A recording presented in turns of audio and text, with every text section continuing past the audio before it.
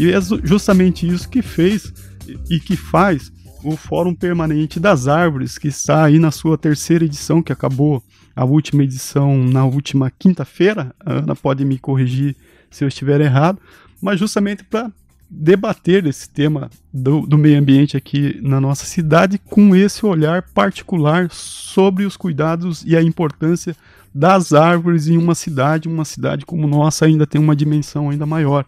E também a implementação de um plano que já está aprovado, que é o Plano Municipal de Conservação e Recuperação da Mata Atlântica aqui em Foz do Iguaçu. Mais uma característica nossa, nós temos Mata Atlântica dentro da nossa cidade. Quem organiza o Fórum Moacir e Ouvintes é o Observatório Educador Ambiental Moema Vieser, que faz um trabalho aí já de longa data aqui na cidade, em integração com vários coletivos ambientais e também com a Universidade Federal da Integração Latino-Americana, a UNILA.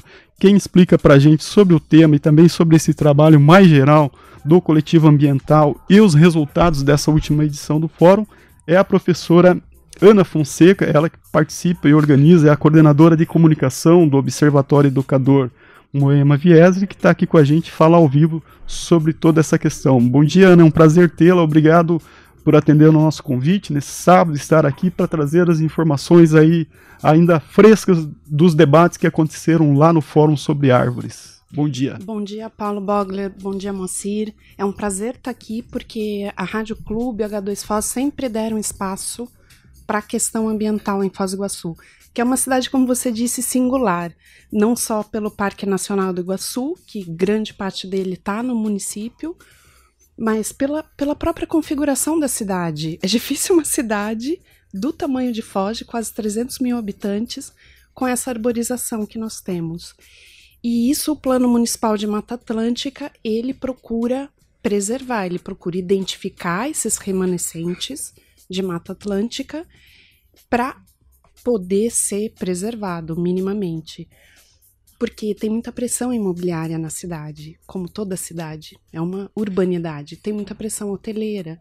Então, como fazer para que a cidade consiga se desenvolver e realizar suas características de turismo mesmo, sem prejudicar essas áreas, esses remanescentes. Graças a isso, a gente fez algumas instituições, né, um grupo que planta árvore, que é o Plante uma Árvore, o Coletivo Ambiental, Coletivo Agroecológico, DOC Ambiente, Coletivo Educador de Foz do Iguaçu, mas capitaneado sobretudo pelo Observatório Educador Ambiental, nós criamos esse fórum, que é exatamente para debater a relação entre população, é um espaço de interlocução de população, poder público e universidade em relação à arborização. Foi criado em 2021, então teve o primeiro fórum em 2021, ainda online, por causa da pandemia, 2022, e agora esse que é o maior de todos, que foi 100% presencial, 3 dias, que foi agora terça, quarta e quinta. Muito bem. O fórum, as 3 edições aí sempre com uma programação bastante contundente, bastante abrangente sobre esses temas, Ana, mas especificamente essa edição que acaba de ser encerrada, a terceira edição do Fórum Permanente das Árvores, discutiu temas aí ligados ao dia a dia, né? Como, por exemplo, a importância das árvores para uma cidade. Eu gostaria que você explicasse, abordasse um pouco rapidamente aqui a importância da conservação das áreas verdes para as cidades, naquilo que a gente pode chamar de climaticamente resiliente, né? Isso no contexto de Foz do Iguaçu. Traduzindo para a população, o que isso significa em termos de qualidade de vida, em termos de conservação e como ele dialoga com a Mata Atlântica. Pois é, primeiro a gente tem que ver o que é uma cidade resiliente. Nós estamos na iminência não, já de fato sofrendo efeitos das mudanças climáticas. Então, existe o El Niño, sempre existiu, mas cada vez que ele surge é mais brutal. Então, se uma característica é chuvas no sul e sudeste e seca perto da linha do Equador, isso daí está se ampliando muito. Então, as secas são cada vez maiores, nunca se viu o Amazonas e Rio Negro do jeito que estão. E também chuvas excessivas aqui. Cidade resiliente é uma cidade que se adapta aos efeitos das mudanças climáticas, secas extremas, chuvas extremas, para evitar inundação, para evitar todo tipo de problema que já está advindo disso. Como transformar uma cidade numa cidade resiliente, ou seja, preparada, flexível para as mudanças climáticas, que as pessoas não morram por causa disso, não percam suas casas. Porque daí a gente sabe também que os primeiros que sofrem são sempre os mais vulneráveis. Os mais vulneráveis, que estão em áreas mais vulneráveis, em áreas de risco e tudo mais. O que gera também vários transtornos, né, sociais, econômicos e tudo. A cidade, para ela ser resiliente, tem uma série de coisas que ela pode fazer, depende da característica da cidade, se é litorânea, etc. Mas tem uma tecnologia que funciona em todos os ambientes, que é a árvore. É a melhor tecnologia que existe. Nunca criaram outra melhor. Nem a natureza criou outra tecnologia melhor do que a árvore. Ou seja, manter as áreas, de preferência as naturais do bioma em que a cidade está inserida. No caso de Foz do Iguaçu, é um tipo de Mata Atlântica. Manter o mais possível desses remanescentes florestais do bioma original. Plantar árvores, mas também de preferência não qualquer árvore, porque você pode estar plantando uma espécie exótica invasora, exótica adaptada, ok. Mas uma exótica invasora, ela pode matar outras espécies, que é o caso da leucena, que é um caso clássico. Certo. Então, plantar de preferência as árvores já do bioma ou adaptados. Esse plantio de árvores e a manutenção saudável dessas árvores, com podas regulares, podas bem feitas, vai ajudar muito para minimizar os impactos da própria emergência climática que a gente já está vivendo. No caso das companhias elétricas, elas têm que fazer podas por causa dos cabos. Mas tem que saber como podar a árvore, porque senão ela fica desequilibrada, é igual você ficar numa posição de bailarina, na ponta de um pé, qualquer sustinho que te dão você vai tombar. Então nós estamos observando muitas árvores caindo na cidade, com chuva, com raio, mas elas estão saudáveis. O motivo principal foi o desequilíbrio pelo tipo de poda. Então aí tem que pensar em soluções. Vai deixar o cabeamento interno? Como fazer isso? Como investir nisso? Ou vai fazer outro tipo de poda? Ou vai substituir árvores? Não adianta só cortar a árvore e plantar em outro lugar. Você tem que saber qual a espécie adequada para esse lugar, qual a altura da árvore. Eu vou plantar um gigante ipê amarelo no centro? Não, mas eu posso plantar nos bairros mais periféricos, né? Ou em algum próximo de condomínios. Isso tem que ser feito. Por isso o fórum, no primeiro dia, foi a questão da como transformar cidades mais resilientes. Então, se falou da arborização, se falou também da percepção ambiental. Sem a população, nada é feito, porque daí fica a decisão de governo, seja municipal, estadual ou federal. Então, a população tem que perceber o ambiente, ela tem que ver quais ruas ela acha mais bonita, quais ruas têm um conforto térmico maior. Nos próprios filmes, né, foi citado cinema. No cinema, no audiovisual, os bairros legais, eles são arborizados, são muito bem arborizados. E os bairros mais operários ou destituídos de um olhar atento do poder público são bairros sem árvores, são desmatados. Então, a população precisa perceber isso e ela também se engajar.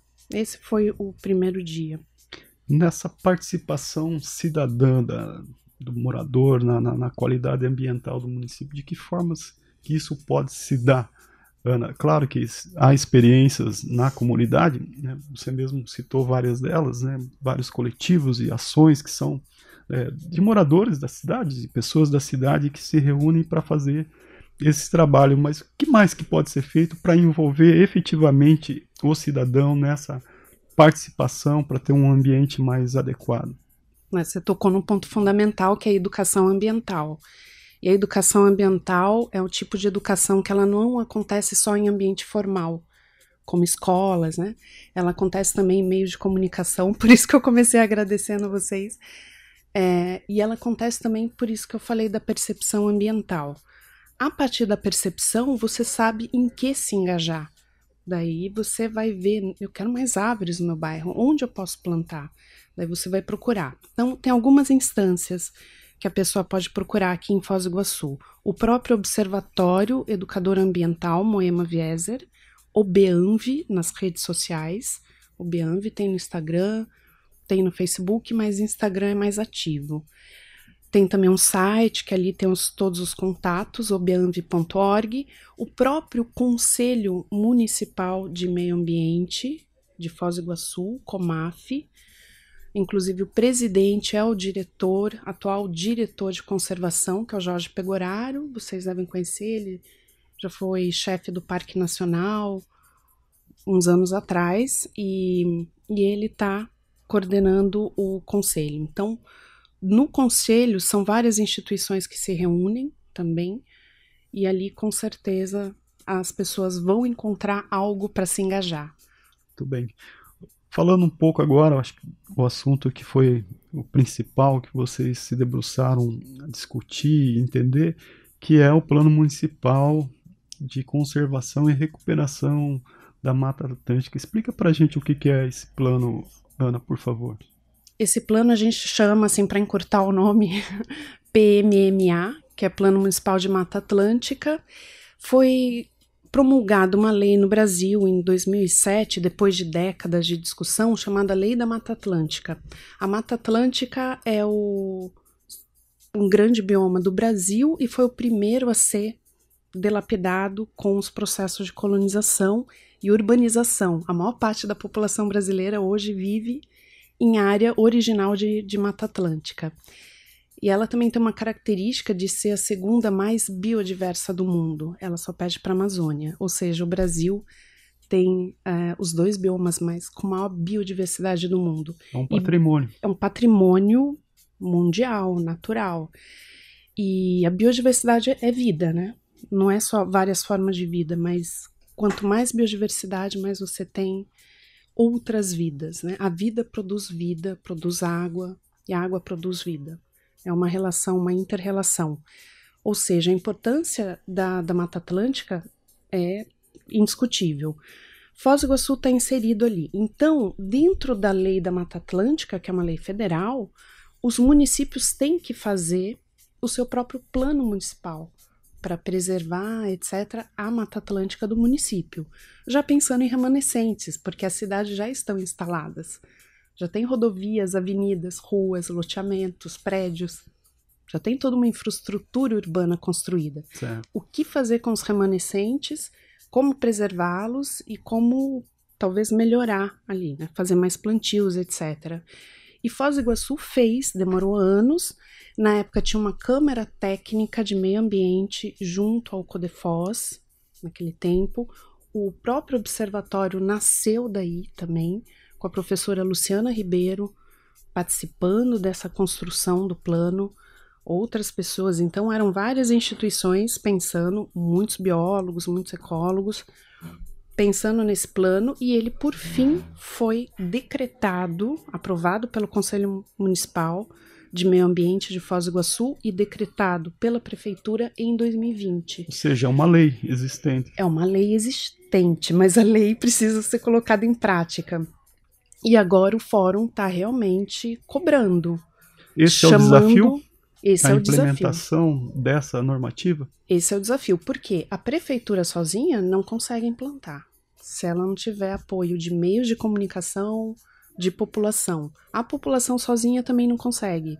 Ou seja, ou é uma força-tarefa que inclui todo mundo, e daí o papel dos meios de comunicação, ou não vai rolar. Vai ser uma letra morta, vai ser uma lei que existe, e é uma lei mesmo. O jurista do terceiro dia, o Dr. Júlio Garcia, que foi no terceiro dia do fórum, junto com o Jorge Pegoraro, né, que foi um dos representantes da prefeitura, que nós chamamos também a prefeitura. O que está acontecendo? Está conseguindo? Não está? Quais são os desafios? Tem vários desafios. Por exemplo, áreas particulares, remanescentes que estão em áreas particulares. Como fazer, né, o ICMS ecológico? O que fazer, e né? Foz tem um agravante também, desculpa te cortar, que aqui tem muita área da União. né, que está aí, a pessoa não sabe de quem é aquele terreno, de repente é da União, é do Estado, É de do algum Estado também. morador que já nem mora mais em Foz, algum estrangeiro, também é uma dificuldade isso, né? Também é uma dificuldade. Agora com a construção da perimetral, né, que é uma obra federal, ou seja, são várias instâncias envolvidas, estadual pelo IAT, Instituto Água e Terra, municipal pela Secretaria de Meio Ambiente, pelo Conselho, federal com as obras públicas, e ainda tem o projeto do Eixo Capricórnio, que é o corredor bioceânico, que liga o Oceano Atlântico ao Pacífico, para países como Paraguai, Bolívia, escoarem produção. Então precisa ter linha de trem e ligação com o porto. É mais um problema gigantesco que vem para frente, né? Exatamente. Ana, você falou que a prefeitura sozinha não consegue implementar, a comunidade sozinha também não consegue, por isso essa mediação. Mas o município, sendo uma lei que foi discutida, aprovada em todas as instâncias, o poder público, no caso, o município de Foz do Iguaçu, não deveria tomar a frente para executar e convidar esses atores e ampliar essa participação para que o plano saia do papel e vença os desafios que tem? Eu acho que deve e, de alguma maneira, já está fazendo, quando eles concordaram em fazer o fórum com a gente. Nós falamos em primeiro lugar com a prefeitura e a prefeitura aceitou discutir, porque ela realmente precisa de ajuda para colocar em prática. Então, realmente, talvez falte mais iniciativa, vamos esperar a partir de agora, porque sempre mudam nomes, né, diretorias e tal. Sim. Vamos esperar a partir de agora, mas nós estamos sentindo um movimento agora. Qual o primeiro passo? O primeiro passo já foi feito, que é a criação do plano. Agora seria fazer inventário das árvores que existem urbanamente, porque o inventário dos remanescentes já existe, precisaria ver se eles estão sendo respeitados, porque o plano surge para preservar esses remanescentes. Estão sendo? Não estão? Quem está fora da lei? Tomar o cuidado também de não judicializar demais, senão vira uma guerra jurídica, né? Isso daí não ajuda para a educação ambiental? Não. Então seria judicializar em última instância, mas tem essa possibilidade. O jurista deixou muito claro. O que foi subtraído de área prevista na Lei de Mata Atlântica a partir de 2007 pode entrar na lei, pode entrar realmente como processo. Pode ser, é crime. Ele usou o termo, é crime. Tudo que fere uma lei é crime. Certo. A gente não está muito adaptado a ver essas punições, né, por crimes ambientais, assim, salvo grandes acontecimentos, né? A gente, localmente, isso parece uma novidade para nós, né? Mas eu ia te perguntar, e se não for aplicado efetivamente o plano da Mata Atlântica, o que Foz perde, o que o meio ambiente perde, quais são os riscos? Em primeiro lugar, essa falta de resiliência climática. Então você vai ter tempestades cada vez mais fortes, períodos de calor cada vez piores. A cidade já forma ilhas de calor pesadas aqui em Foz do Iguaçu, no verão, todo mundo sabe. É uma cidade que tem um frio extremo, um calor extremo. E você pode fazer medições de temperatura em áreas arborizadas e menos arborizadas. As mais têm um conforto térmico, ela não varia tanto a temperatura, não é tão fria, não é tão quente, ela segura mais. Quanto mais árvore, mais absorve a chuva, evita inundações, também para os períodos de chuva extrema, como agora. Você viu que choveu nesses últimos dias? Está chovendo. É uma cidade arborizada, a gente tem aí a área do batalhão no centro da cidade, isso daí ajuda na absorção. Se não fossem essas áreas, Vila A, etc., como que a gente estaria de inundação? É igual São Paulo, é igual Santo André, Grande São Paulo. Aquilo ali transborda tudo, para tudo, os carros ficam boiando. Ô, Ana, um dos remanescentes, um dos locais aí que guarda esses remanescentes de Mata Atlântica é o Bosque Guarani, aqui no centro, né? Tá colocado bem no centro da cidade, na frente de um terminal de ônibus, ou seja, né, dá um caráter popular aí essa relação. E se tem discutido muito sobre o uso, né, de como que vai ser feito o uso público daquele espaço.